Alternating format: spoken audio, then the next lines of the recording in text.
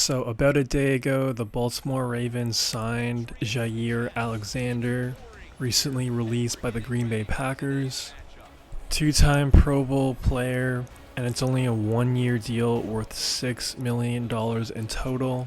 So kind of a low risk, high reward for the Ravens. So if Jaire has potentially another injury-riddled season, then it's fine. They just move off of him in 2026. So obviously, I like this move. Kind of hard not to like this move. So good job, Baltimore. A former teammate of Lamar Jackson's when he played for Louisville. So I feel like that's a big reason why Jaire ended up in Baltimore, wanted to reunite with Lamar. Makes a lot of sense, for sure. To be honest, I was hoping Jaire would go to another team, but it is what it is. Jaire only got 2 interceptions, including a pick 6 in 2024. And the reason why his numbers were so low a year ago is because he missed a lot of time. He only played 7 games last season. So hopefully he'll be available a lot more in 2025. Now, as far as Jaire Alexander, definitely one of my favorite cornerbacks to watch. He can definitely do it all. I think he's really underrated. It's just the reason why he's been underrated the past 2-3 years, because he's always hurt, unfortunately. But when he's on the field, he's pretty elite. In my opinion, I think this is a pretty similar signing to what the Buffalo Bills did early on in this offseason with Joey Bosa. Both of them are really good players, Joey and Jaire, but both are very injury prone, and if you think those two guys are going to take your team over the edge against probably the Kansas City Chiefs, I think you're pretty delusional. That's why I wanted to see him on another team like the Eagles or maybe the Detroit Lions. Just because I just don't see the Bills or the Ravens overtaking the Chiefs anytime soon. I'm a bigger believer in the Bills potentially doing that, but the Ravens, man, I've touched on this a lot on my channel, but I appreciate Lamar Jackson. He's a future Hall of Famer. He's a great regular season quarterback, but once it's playoff time, once it's January, it's not even an argument at this point. He's just a choke artist. He's just a different sort of player. I mean, just take a look at the tape just this past season when he had to play the Bills on the road. Just a poor effort, man. Double coverage, few INTs, and we're talking about the Buffalo Bills, man. Probably like the 4th or 3rd best team in the NFL a year ago. I know, sure, technically they were probably the 3rd or the 4th best team, but still, man, like, it's not like he was playing the Eagles on the road or the Chiefs in Arrowhead. He was playing the Bills in Buffalo. Like, come on. Put up that sort of performance as a quarterback where he has to throw the ball down the field. Just not good enough. So yeah, man, let me know what you think about this signing. Do you like it? Do you not like it? And do you agree with my assessment on the Baltimore Ravens heading into this season? Let me know in the comments below. Now, other Ravens news. Ex-linebacker CJ Mosley retired from the NFL after only playing in 10 seasons. He called it, has had enough of the game, so fair play. Apparently, he wanted to go back to Baltimore for, quote, one last run, but apparently the Ravens weren't interested, so that's too bad. I think that would have been kind of like a cool sort of storyline heading into this year if the Ravens complied, but it is what it is. And earlier, when I alluded to that playoff game in Buffalo, we will quickly see a rematch of that game in Buffalo, Week 1. Sunday Night Football, so I'm really excited to see if the Ravens can look a little bit different compared to how they looked back in January, and I'm sure they'll win that game. You know why? Because it's September, it's not January, so...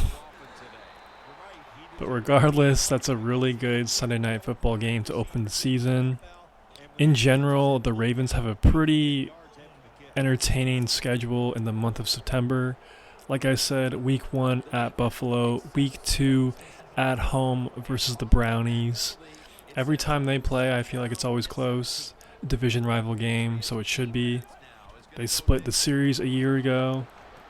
And as far as for that week 2 game, yeah, the Ravens home opener, they should annihilate the Browns, but we'll see how it plays out.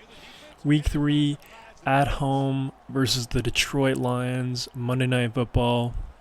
Great game right there. Great game right there. Then week 4 at KC, primetime window, Sunday, 4:25. That'll be an interesting measuring stick sort of game as well, even though it's only in week 4. Still a very fascinating matchup for sure. The month of October, at home against the Houston Texans. I think Houston's going to be really, really good this year. I think they low-key might be my Super Bowl team coming out of the AFC. Not saying that they're going to win it, but I do think that they are due for an appearance. Every year since CJ Stroud and D'Amico Ryans have arrived in Houston, they've progressed every single year, and I think that defense is going to be a lot better. It's just that O-line is the biggest question mark on that team. But regardless, again, another good measuring stick sort of game. Then at home versus the Rams, fun game right there. And just as far as for their schedule as a whole, pretty competitive, pretty competitive, but I do foresee the Ravens to win the AFC North again. I think it'd be pretty shocking, in my opinion, if the Steelers or the Bengals overtook them. It's definitely possible. You know, I feel like a lot of crazy and wacky things may happen in Pittsburgh, Aaron Rodgers last year, maybe Mike Tomlin's final year as well. So you never know what could happen there. And the same thing with the Bengals, man. If Joe Burrow could just stay healthy, if he could just stay hot, anything could happen. But the real question is, once it's January, will Lamar finally change and be a good quarterback once it's playoff time? I don't know. I really don't know. I haven't seen any data or patterns to prove that he will. But hypothetically, if he were to ever reach a Super Bowl, I think he would probably win it. Just because of his overall win-loss record against NFC teams. They're just not used to his game, his speed. Plus, like, on paper, man, the Ravens have a pretty good roster. It's just unfortunately the most important position in football is the quarterback. And when your quarterback doesn't play well once it matters the most, I don't know what to tell you, man. I don't know what to tell you. And as far as just like taking a look at the AFC, you know, I feel like it was a lot more wide open for the Ravens in the past 2-3 years. But now you have the Chargers getting a lot better. I expect year 2 under Jim Harbaugh to be even a better team than they were a year ago. I already touched on Houston. You also have the Denver Broncos. I think Bo Nix, second year in the NFL, he should be even better than what he was in his first year. And of course you have the Bills and the Kansas City Chiefs. So I don't know, man. Out of all those teams, do you really trust the Ravens to come out of the AFC? I know if you're a die-hard Ravens fan, I get it. I know why you kind of had that tunnel vision. It makes a lot of sense. You know, Lamar Jackson is a Hall of Fame player, and the Ravens are good on paper.